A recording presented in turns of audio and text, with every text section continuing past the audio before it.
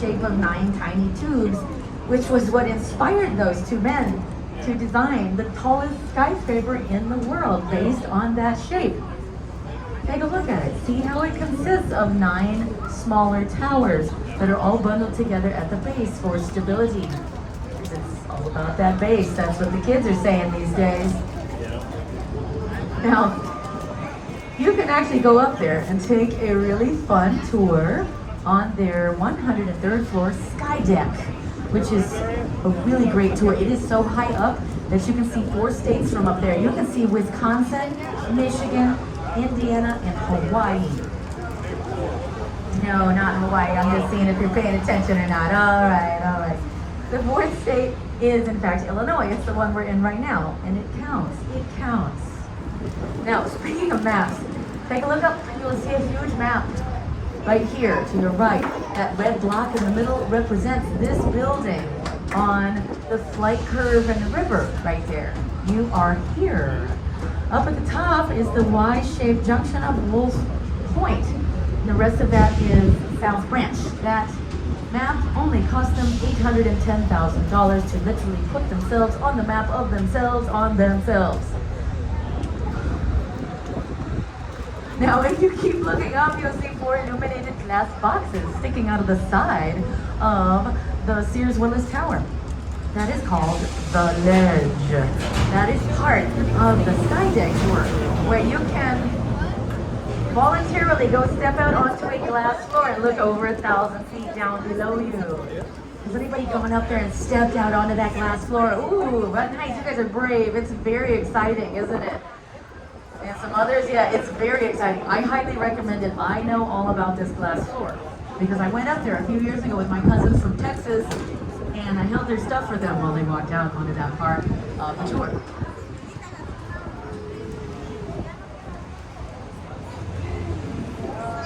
Now, those antennas that we got to look at, can't really see them from here. We'll see them once or twice more.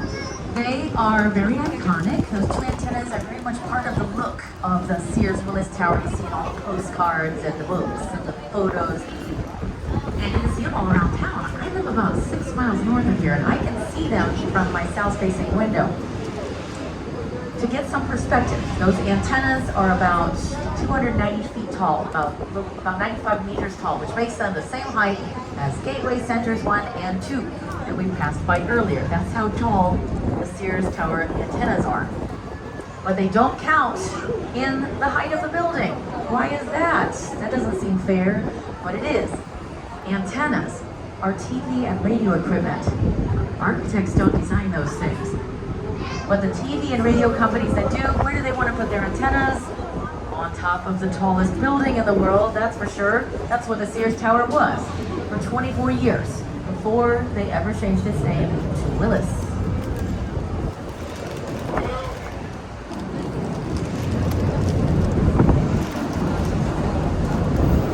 Now, look directly to your left, you'll see an open area.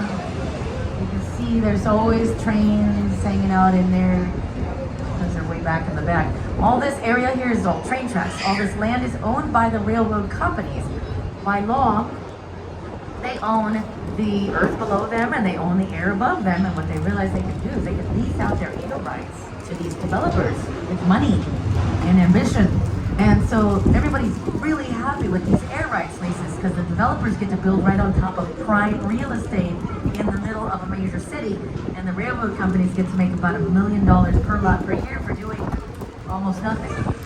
So these contracts that they sign are for 99 years. I feel like that wind is picking up a little bit. Is it just me? Sorry.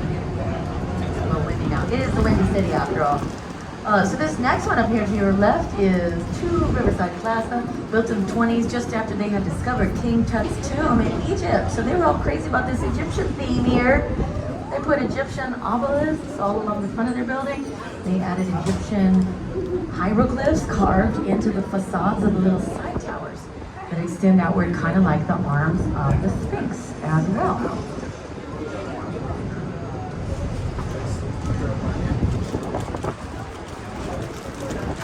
Now, if you keep looking up, you'll see a large metal structure sticking out of the top of the Boeing building. that structure is holding up the weight of one corner of the building here, because we know you cannot build on top of train tracks, but they built over them. This one corner is hanging, and its weight is being supported from above by that metal structure on top, and its weight is cantilevered over. The original owners of the Boeing building were the Morton Salt Company. They were the ones that hired Perkins and Will to design their building for them. Look what they designed. Look straight up. You'll see 6 holes in a panel designed so that it would resemble a salt shaker for the Morton Salt Company. See, even architects have a sense of humor sometimes. Keep saying now that it's the Boeing building, they should have added some little wings to the side of it, but it's too late because Boeing is actually moving their headquarters to Arlington, Virginia in the near future.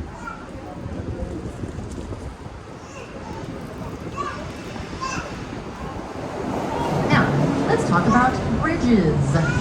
We pass under quite a few. Most of the bridges we're seeing today are double-leaf trunnion bascule style, which means they open up from either side independently like a seesaw would, balanced on a pivot point. It only takes them about a minute to open or close. They all have a large counterweight hidden inside of the bridge houses where the gears and the motors and the controls are. So it's actually bridge opening season right now, which means early Saturdays and Wednesday mornings for a few weeks in the spring and the fall, the bridges will open up and allow the sailboat procession to go by. In the spring, the sailboats are going out to the lake in this direction to go enjoy that nice weather that they keep promising us.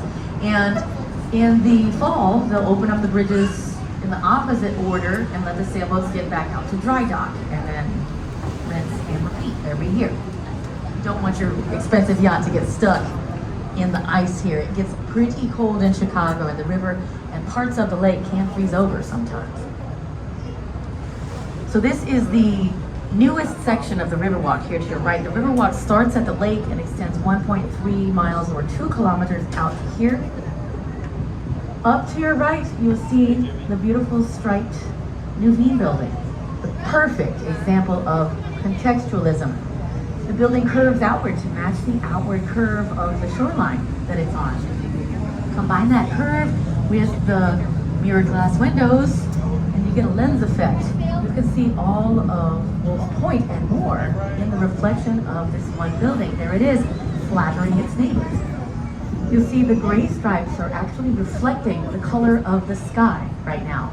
And its green stripes are always representing the color of the river. The main branch of the Chicago River is an opaque turquoise green due to algae that live in it. And so these algae that are coloring the river, they come in from the lake. So the closer we get to the lake, the brighter, more concentrated that color becomes. Not to be confused with St. Patrick's Day green, which is a temporary bright neon green color that is thrown into the water so we can all celebrate that holiday and the unofficial start of boat season every year.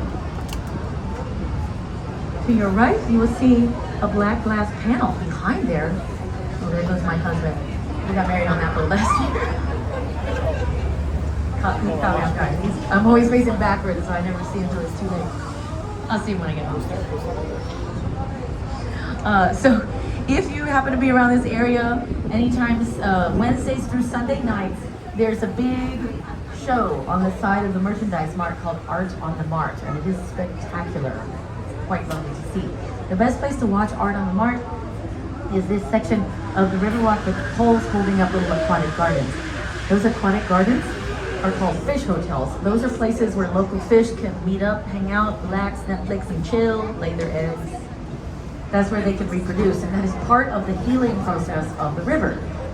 The Chicago River used to be very, very polluted for many years. And it wasn't until the 70s when Chicago started kind of thinking about cleaning it up.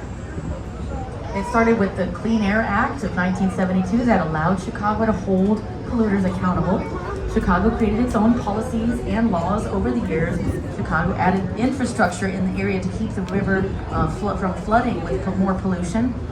Eventually, they added the bits of the Riverwalk, and they connected the Riverwalk about 7 years ago, which caused chaos on the river too. And then they added the fish hotels and all of these measures over decades of time, and finally started to pay off. When they started studying the river in the 70s, there were only 6 kinds of fish in the water, but now there are over 40 native species of fish that have come back to live in the Chicago River. There are even river otters living in swimming around the Chicago water system. So this is wonderful for us and for the ecosystem. You see this nice little section of the Riverwalk here is very relaxing. This is I like to call this the quiet section with the trees right there. Each section of the Riverwalk kind of has its own unique theme and look. And they are, there are a lot of sections with monuments. There are sections with restaurants, with bars. All of them have outdoor seating. There's more gardens. There's fun information. Occasionally there's a place where you can fish.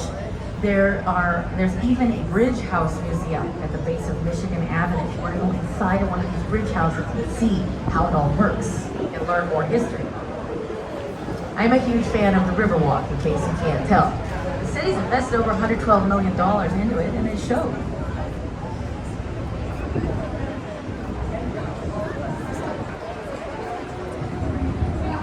Up to your right, you will see a tall building with dots in its windows. That is the Leo Burnett.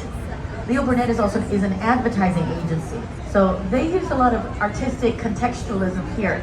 The top skirt matches the height of the Greek temple building. The middle skirt matches the rooftop of the 55 building, the little short angry one right next to it. And the dotted windows are meant to resemble stacks of artists' pencils, unsharpened and seen from the side. Many artists have worked here over the years and made logos like the Tony the Tiger and Toucan Sam's. They were made in Chicago's Leo Burnett building. My neighbor says he works there, but he also says that he works from home, so which is it? The base of Leo Burnett on West Wacker Drive, there's a lovely seafood restaurant called Catch 35. Right next door to it, you'll see the Renaissance Hotel. They also have a very nice restaurant, just all kinds of food inside. They have outdoor seating. You see that round part of the building is a nice terrace up there, which also has little heaters in case it cools off later on. I go there sometimes after work. Up to your right, you'll see a tall, thin green building with a shiny gold top hiding off in the distance there. That is the Carbide and Carbon building. That one was built in the 20s. What was going on in the 20s? Other than Egyptomania and Art Deco? Prohibition of alcohol. The Burnham brothers that designed this did not like that law. Neither did many other people. So they designed their building to look like a giant champagne bottle in protest. That gold bottleneck is real 24 karat gold. But it's a really thin layer, so don't get any ideas. They recently, a year ago, they opened up a rooftop bar and restaurant up there called Chateau Carbide on the top green floor area. And I got to go up there late last summer for research purposes, and it was very nice. It was a very nice experience. The view, the food, drinks were all good. I was hoping to be able to touch that shiny gold part, but it is a little bit out of reach, and that's probably for the best.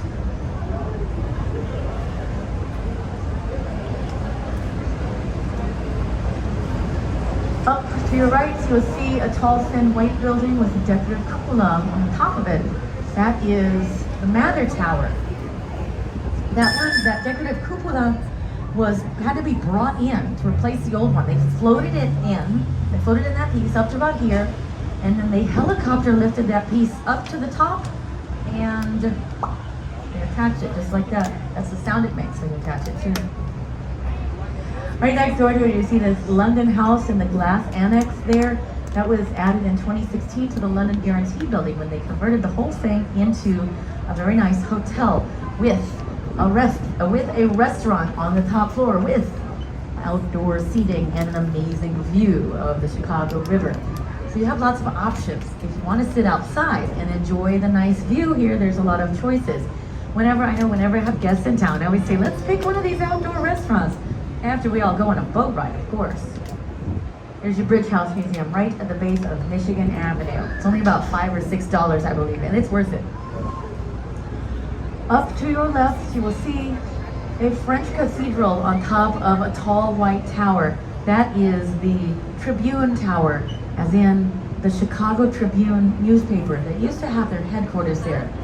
They decided in the 20s that they wanted to have a contest and a prize to see who could design them the most beautiful modern office building in the world.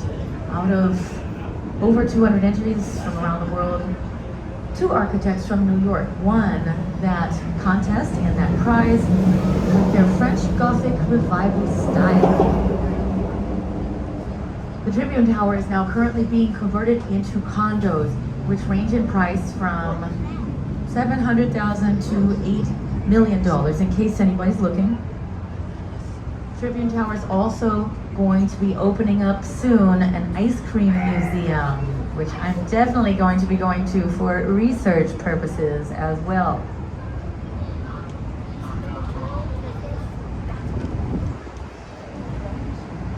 Continuing up ahead on our left, you'll see another tall white tower with the NBC Peacock logo near the top.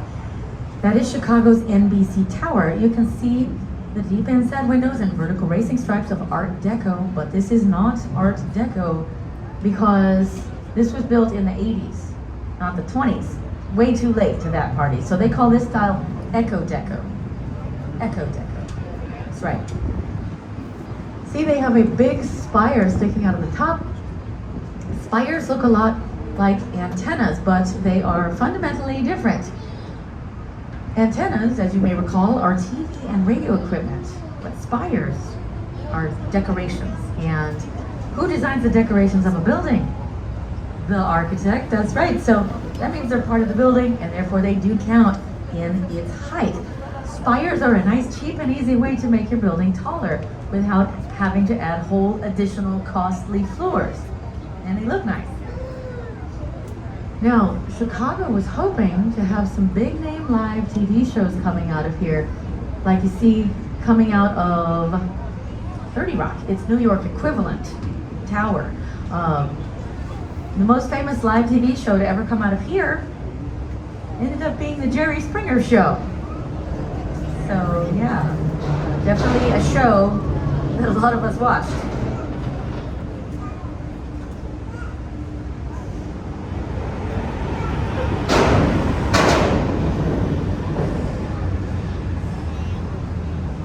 All right, so we're getting kind of close to the end of the show. Oh, there's Andre the Bubble Guy again. The bubbles are going in the opposite direction, I think. Let's see which way they blow. Yeah. All right, so we're getting kind of close to the end of the tour, so I do want to give last call for anything you might need in the back. Last call to get up and move around the back is now. As we approach the dock, we have to close the back section, and we do also have to stay seated for that very, very last part.